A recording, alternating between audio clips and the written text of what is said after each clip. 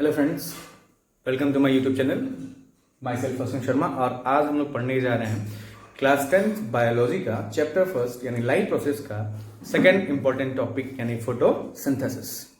ठीक है, photosynthesis basically आप नाम पे ही ध्यान देंगे, दो टर्म से मिलकर बना है, photo plus synthesis. Photo represent करता है सनलाइट। फोटो रिप्रेजेंट करता है किसको? सनलाइट। देखिए नाम पे ध्यान देंगे बेटा आप लोग। फोटो रिप्रेजेंट करता है क्या? आपका सनलाइट। और सिंथेसिस का मतलब होता है क्या? बनाना। यानी सनलाइट के मदद से किसी चीज का फॉर्मेशन ही क्या कहलाता है? फोटोसिंथेसिस। अब क्या बनता है, कैसे बनता है, ये हम लोग आ रहे हैं, अभी देख रहे हैं। ठीक है, ध्यान देंगे। फोटोसिंथेसिस बेसिकली क्या है आपका? एक सिंपल वर्ड में समझें तो क्या है बेटा? आपका कन्वर्जन है। किसका? सोलर एनर्जी का केमिकल एनर्जी में। क्या बोल सकते हो? एक सिंपल वर्ड में conversion of solar energy into chemical energy. क्या बोलेंगे? किसका कन्वर्जन? सनलाइट का। किसमें? किसी केमिकल में। तो बोल सकते हैं the conversion of solar energy into chemical energy. एक इंपॉर्टेंट चीज, बाय ग्रीन प्लांट्स। ध्यान दीजिएगा बेटा, यानी ग्रीन प्लांट्स की मदद से सोलर एनर्जी का कन्वर्जन केमिकल एनर्जी में कहलाता है फोटोसिंथेसिस। अगर इक्वेशन की अगर हम लोग बात करें तो इसमें बेसिकली दो इंपॉर्टेंट जो मेन आपके क्या है रिएक्टेंट्स हैं, वो आपके कौन कौन से हैं? आपका कार्बन डाइऑक्साइड, दूसरा क्या आपका वाटर। ठीक है, चार इसके जो मेन इंपॉर्टेंट है, दो और भी हैं। इसके बाद आपका क्या इंपॉर्टेंट रोल प्ले करता है बेटा? सनलाइट। उसके बाद क्या आपका? क्लोरोफिल। सनलाइट और क्लोरोफिल, यानी सनलाइट के का यूज करके क्लोरोफिल के अंदर और अदर आपका क्या कार्बन डाइऑक्साइड और वाटर का भी यूज करके क्या बनता है? आपका ग्लूकोज का फॉर्मेशन होता है। किसका फॉर्मेशन बेटा? आप लोग ध्यान देंगे, किसका फॉर्मेशन? ग्लूकोज। ठीक है, किसका फॉर्मेशन? ग्लूकोज, जो कि क्या है आपका बेटा? एक कार्बोहाइड्रेट है। क्या है आपका? कार्बोहाइड्रेट। ठीक है, जैसे प्रोटीन होता है वैसे क्या होता है आपका? कार्बोहाइड्रेट। और यह जो ग्लूकोज यानी कार्बोहाइड्रेट है, यह प्लांट्स में किस फॉर्म में स्टोर्ड होता है? एक इंपॉर्टेंट क्वेश्चन वन वर्ड्स में पूछा जा सकता है आपका, स्टार्च। किस फॉर्म में? स्टार्च। हमेशा ध्यान देंगे कि प्लांट्स में जो कार्बोहाइड्रेट है वह किस फॉर्म में स्टोर्ड होता है बेटा? स्टार्च के फॉर्म में स्टोर्ड होता है। एक नंबर का जो सबसे इंपॉर्टेंट क्वेश्चन है वहां या अगर फॉर्म हो सकता है तो ये आपका स्टार्च है। ठीक है, दूसरा चीज ध्यान देंगे, डिफिनेशन की अगर बात करें पार्टिकुलर, तो एक तो हो गया the conversion of solar energy into chemical energy by the help of green plants is known as photosynthesis. एक ये लिख सकते हो। दूसरा क्या लिख सकते हो आप लोग कि द फॉर्मेशन क्या बन रहा है? ग्लूकोज। क्या बन रहा है? ग्लूकोज। किसके प्रेजेंस में? सनलाइट। काम बन रहा है क्लोरोफिल के अंदर, और किसकी मदद से? कार्बन डाइऑक्साइड और वाटर। तो डिफिनेशन इन्हीं चारों टर्मिनोलॉजी से बताएंगे। क्या? कि the formation of glucose in the presence of by the help of sunlight in the chlorophyll and by the help of carbon dioxide and water is known as क्या? photosynthesis. And the formation of glucose by the help of carbon dioxide, water, sunlight and chlorophyll is known as photosynthesis. सबसे important चीज क्या निकल रहा है आपका? Oxygen का molecule. क्या निकल रहा है? ऑक्सीजन का मॉलिक्यूल। ध्यान देंगे बेटा कि हमेशा 6 ऑक्सीजन के मॉलिक्यूल्स क्या होते हैं आपके ड्यूरिंग फोटोसिंथेसिस रिलीज होते हैं। और एक और इंपॉर्टेंट चीज कि जो आपका ऑक्सीजन रिलीज होता है ड्यूरिंग फोटोसिंथेसिस, ध्यान से देखिएगा, ऑक्सीजन कार्बन डाइऑक्साइड के पास भी है। किसके पास है? Carbon dioxide. और ऑक्सीजन आपका वाटर के पास भी है, दोनों के पास है। यहां पे भी ऑक्सीजन है, यहां पे भी ऑक्सीजन है। लेकिन जो ऑक्सीजन ये रिलीज हो रहा है वह ऑक्सीजन किसका होता है बेटा? आपका वाटर का होता है। एक और इंपॉर्टेंट क्वेश्चन किसी एग्जाम से पूछा जा सकता है कि the oxygen release during photosynthesis is of. Question पूछा जा सकता है carbon dioxide, water, both, none of this. तो आंसर आपका क्या होगा? वाटर। ठीक है, तो हमेशा आप लोग क्या लिखेंगे कि क्या अगर ऑप्शन आ जाए तो क्या लिख आओगे? आपका वाटर। यानी फोटोसिंथेसिस के दौरान जो ऑक्सीजन रिलीज हो किसका होगा? वाटर का होगा। एक चीज और, अब यहां पे दो इक्वेशन है, एक आपका 6H2O, दूसरा आपका 12H2O। तो कभी भी हम लोग लिखेंगे कौन सा? सेकंड इक्वेशन 12H2O वाला, क्योंकि जो ऑक्सीजन का मॉलिक्यूल निकल रहा है बेटा उसमें कितने एटम्स हैं? 12।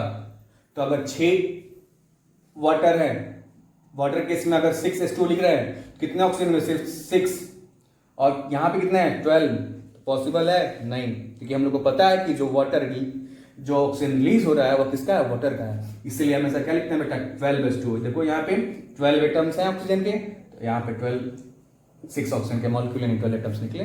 तो हमेशा आप लोग आंसर में क्या लिखोगे क्वेश्चन में, ठीक है, एग्जाम्स में क्या 12:2 यानी आपका सेकंड इक्वेशन आप लोग लिख के आओगे, पहला इक्वेशन कभी भी आप लोग नहीं लिखना, ठीक है। साइंटिफिकली अगर देखा जाए तो वैसे तो बेसिकली दोनों इक्वेशन आपको बुक में मिलेंगे, लेकिन अगर साइंटिफिकली देखा जाए तो सेकंड इक्वेशन क्या है आपका सही है।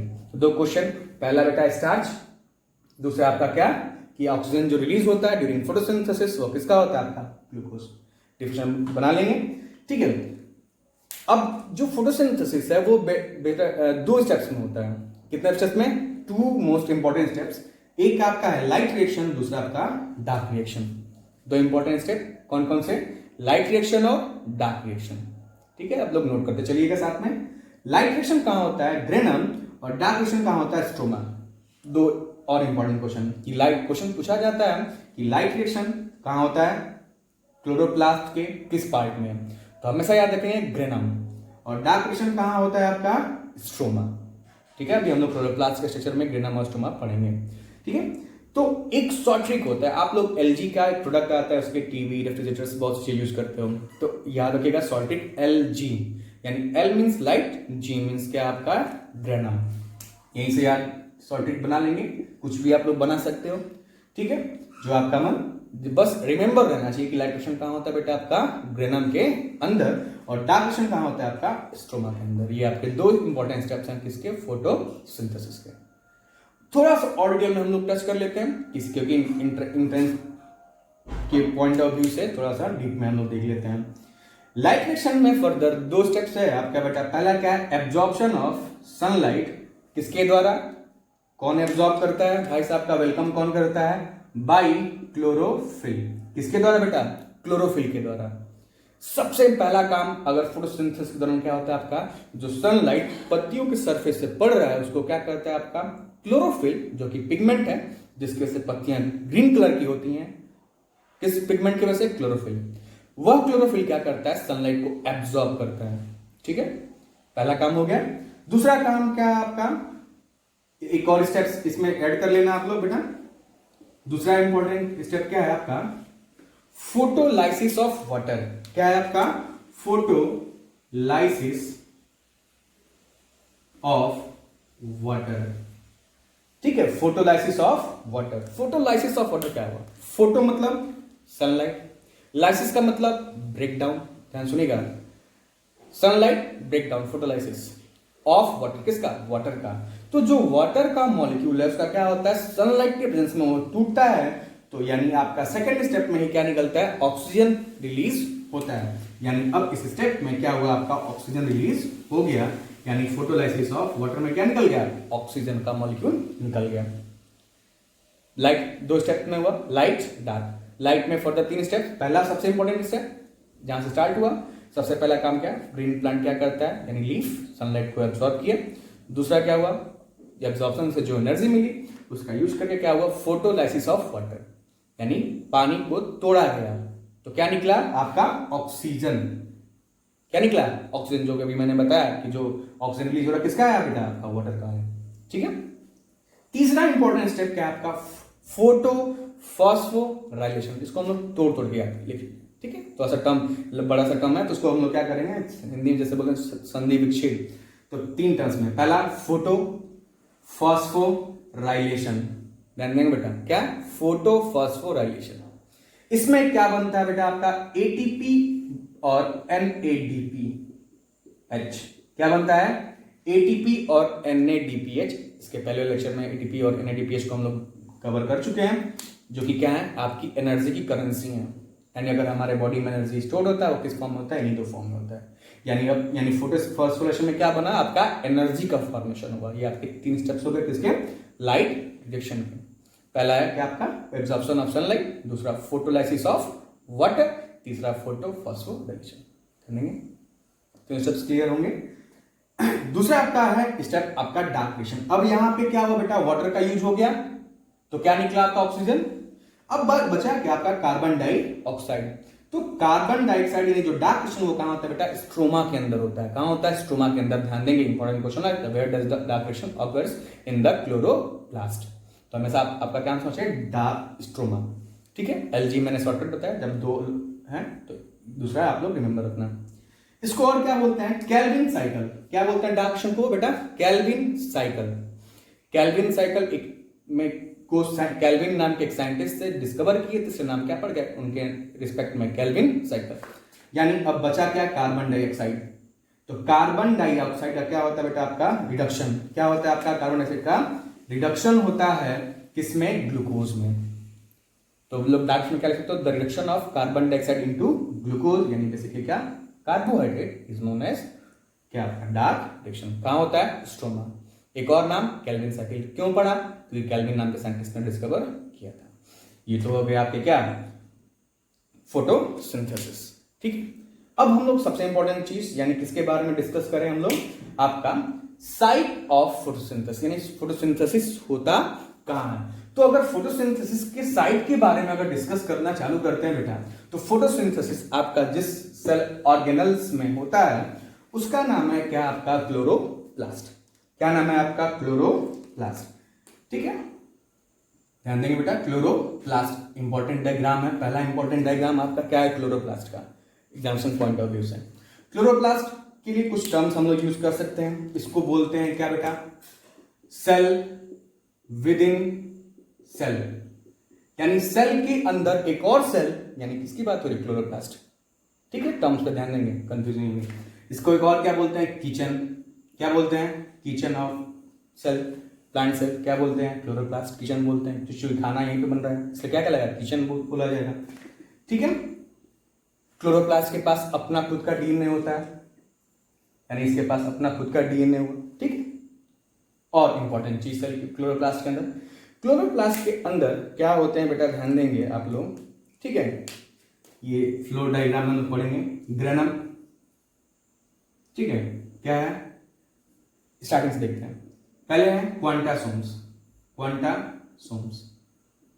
ठीक है, इसके बाद इसका जो ग्रुप होता है क्वांटासोम्स का ग्रुप क्या कहलाता है आपका, थाइलेकोइड्स। क्या कहलाता है, थाइलेकोइड्स। थाइलेकोइड्स का ग्रुप क्या कहलाया बेटा आपका, ग्रेनम। क्या कहलाया, ग्रेनम। ठीक है, ये जो देख रहे हैं आप लोग स्ट्रक्चर, ये ऐसे जो स्ट्रक्चर्स हैं, ठीक है, ये पूरा क्या कहलाता है, ग्रेनम। एक को क्या बोलते हैं, थाइलेकोइड। ग्रुप क्या कहलाया, ग्रेनम। अब थाइलेकोइड के अंदर क्या होते हैं, ऐसे क्वांटासोम्स। क्या होते हैं, क्वांटासोम्स। ये क्वांटासोम्स किससे मिलकर बने होते हैं बेटा, फोटोसिंथेटिक पिगमेंट्स। क्या किससे मिलकर बने होते हैं, फोटोसिंथेटिक पिगमेंट्स। ध्यान देंगे, फोटोसिंथेटिक पिगमेंट्स का ग्रुप क्वांटासोम्स, क्वांटासोम्स का ग्रुप थाइलेकोइड्स, थाइलेकोइड का ग्रुप ग्रेनम। ग्रेनम के अंदर कौन सा रिएक्शन होता है, लाइट रिएक्शन, एलजी। ध्यान देंगे। ठीक है, अब ये जो पिगमेंट्स हैं, अब फोटोसिंथेटिक पिगमेंट्स में जो सबसे इंपॉर्टेंट पिगमेंट्स हैं वो आपका पहला क्या है बेटा, क्लोरोफिल, और दूसरा क्या बेटा आपका, कैरोटीन। दूसरा क्या आपका, कैरोटीन। ठीक है, क्लोरोफिल और कैरोटीन। ठीक है, क्लोरोफिल जो कि आपका इसमें बहुत से जिसकी वजह से क्या होता है आपका प्लांट लीफ किस कलर का होता है, ग्रीन कलर का। वह पिगमेंट जिसके प्लांट किस कलर का होता है, ग्रीन कलर का होता है, उसे क्या बोलते हैं बेटा आपका, क्लोरोफिल। दूसरा चीज कैरोटीन के बारे में, कैरोटीन का एक बहुत इंपॉर्टेंट फंक्शन होता है कि जब प्लांट के ऊपर एक्सेस अमाउंट में सनलाइट पड़ने लगता है, जिसकी वजह से क्या होता है, क्लोरोफिल डिस्ट्रॉय हो सकता है, खराब हो सकता है, उसको बोलते हैं सोलराइजेशन। क्या बोलते हैं बेटा, सोलराइजेशन। यानी एक्सेस सनलाइट या ऑक्सीजन के वजह से क्लोरोफिल का जो डिस्ट्रक्शन हुआ यानी खराब होना हुआ, वो क्या कहलाएगा, सोलराइजेशन। ठीक है, तो उस सोलराइजेशन से कौन करता है, कैरोटीन प्रोटेक्ट करता है। क्या करता है, बचाता है, यानी क्लोरोफिल को डिस्ट्रॉय होने से कौन बचा रहा है, आपका कैरोटीन। ठीक है, और इस प्रोसेस क्या बोलते हैं, डिस्ट्रक्शन ऑफ क्लोरोफिल को सोलराइजेशन। एक बहुत इंपॉर्टेंट फंक्शन है, कलर भी इंपार्ट करता है, साथ साथ में सोलेशन से बचाया भी। थोड़ा सा और अगर हम लोग देखें आप लोग डिटेल में बेटा, तो अब यहाँ पे लाइट एक्शन डार्क एक्शन को हम लोग एग्जाम में अगर डायग्राम पूछा तो बस आपका क्या देंगे, एक राउंडेड शेप स्ट्रक्चर बनाएंगे जिसमें आपका मेम्ब्रेन है, आउटर मेम्ब्रेन, इनर मेम्ब्रेन। दोनों के बीच का जो स्पेस होता है उसको बोलते हैं इंटर मेम्ब्रेनस स्पेस। इंटर मतलब होता है बीच में, मेम्ब्रेनस मतलब दोनों मेम्ब्रेन, और स्पेस मतलब आप समझते ही हो, यानी दोनों मेम्ब्रेन के जो बीच का ये जो स्पेस दिख रहा है इसको क्या बोलते हैं बेटा, इंटर मेम्ब्रेनस स्पेस। बायोलॉजी और बेटा केमिस्ट्री ऐसे साइंस के दो ब्रांच हैं जो वर्ड्स को देख के हम लोग मैक्सिमम चीजें पता कर सकते हैं। देख लो यहाँ पे इंटर मतलब होता है बीच में, इंटर कहीं भी आ जाए आप तो समझना किसकी बात हो रही है, बीच वाले की बात हो रही है। मेम्ब्रेनस मतलब मेम्ब्रेन स्पेस, ठीक है। अब यहां पे क्या हुआ, क्लोरोप्लास्ट के बारे में हम लोग क्या क्या सीख लिए कि सेल विद इन सेल, इसको क्या बोलते हैं, kitchen of the plant cell. यही इसमें क्या होता है, क्लोरोफिल होता है, ठीक है। क्या होता है, कैरोटीन, ये फोटोसिंथेटिक पिगमेंट्स होती हैं। अब उसमें जो पिगमेंट सनलाइट को एब्जॉर्ब करती हैं, उसमें भी गिनी चुनी पिगमेंट्स हैं जो सनलाइट को एब्जॉर्ब कर रही हैं, उसको बोलते हैं PAR। क्या बोल रहे हैं, PAR, यानी photo synthetically active radiation. Pigment तो बहुत सारे हैं लेकिन वह पिगमेंट जो सनलाइट को एब्जॉर्ब कर रहा है उसको क्या बोलते हैं, PAR। Remember the term PAR, यानी फोटोसिंथेटिकली एक्टिव रेडिएशन, ठीक है बेटा। अब हम लोग आते हैं अपने सबसे इंपॉर्टेंट चीज, यानी आपका ये हो गया आपका क्लोरोप्लास्ट का स्ट्रक्चर, ठीक है। बेसिकली आपका क्या होता है, आपका फोटोसिंथेसिस के बारे में इतना 10th लेवल तक सफिशिएंट है, ठीक है। इंपॉर्टेंट टर्म्स आप लोग क्या करोगे, पूरा का पूरा नोट डाउन कर लोगे, लेकिन सर तो कुछ बेनिफिट होता है, दिमाग में थोड़ा सा टर्म्स क्या हो जाती हैं, बैठ जाती हैं, ठीक है। मैं आप लोग को ये नहीं बोलूँगा स्क्रीनशॉट ले लो बेटा, मैं बोलूँगा कि जो इतने भी चीज़ें मैंने पढ़ाया उसको आप लोग नोट डाउन कर लो, ठीक है। अगर ये लेक्चर आपको अच्छा लगा हो तो आप चैनल को सब्सक्राइब कीजिए, कमेंट कीजिए, ठीक है।